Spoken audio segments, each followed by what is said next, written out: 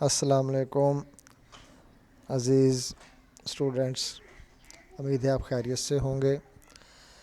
आज chapter 1 ninth chemistry का part 2 अहम सवालात के हवाला से कुछ डेफिनेशंस हैं जो कि हर साल फ़र्स्ट टाइम या सेकंड टाइम लाजमी तौर पर आती हैं। इनमें मालिक्यूल है। Molecule is formed by combination of atoms of का वर्ड यहाँ से स्किप हो गया है, लगा लीजिएगा। इसकी मिसाल है O2 ऑक्सीजन का मॉलिक्यूल, H2O पानी का मॉलिक्यूल। यानी मॉलिक्यूल जो है वो एटम्स के मिलने से वजूद में आता है। मॉलिक्यूल की इकसाम पहली है monoatomic molecule having only one atom. Neon इसकी मिसाल है कि ऐसा मॉलिक्यूल जिसमें एक ही एटम हो। Diatomic molecule having two atoms, carbon monoxide इसकी मिसाल है ऐसा मॉलिक्यूल जिसमें दो एटम मौजूद हों।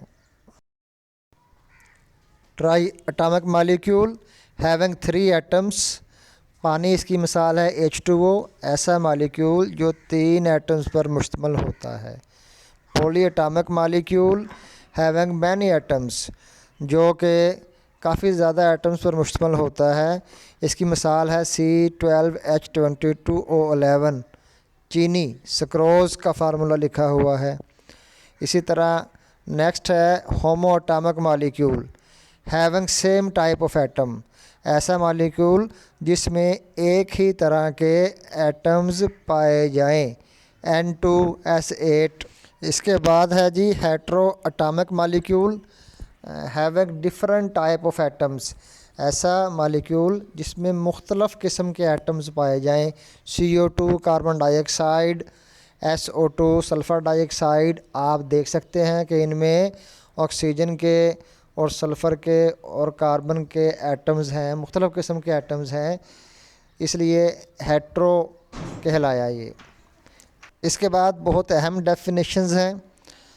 शायद ही कोई पेपर होगा पिछले 10 सालों में केमिस्ट्री का नाइन्थ का जिसमें ये डेफिनेशन इनमें से एक या दोनों ये ना ही हों। एक तो लाजमी आती रही है, एटॉमिक नंबर और mass number. Atomic number of protons in the nucleus of an atom, एक एटम में प्रोटॉन्स की तादाद को एटॉमिक नंबर कहा जाता है और इसको Z से ज़ाहिर करते हैं। और mass number of protons and neutron in nucleus of an atom, इसको A से ज़ाहिर करते हैं। यानी कि न्यूक्लियस के अंदर न्यूट्रॉन और प्रोटॉन की तादाद का जो मजमूआ है उसको हम मास नंबर का नाम देते हैं।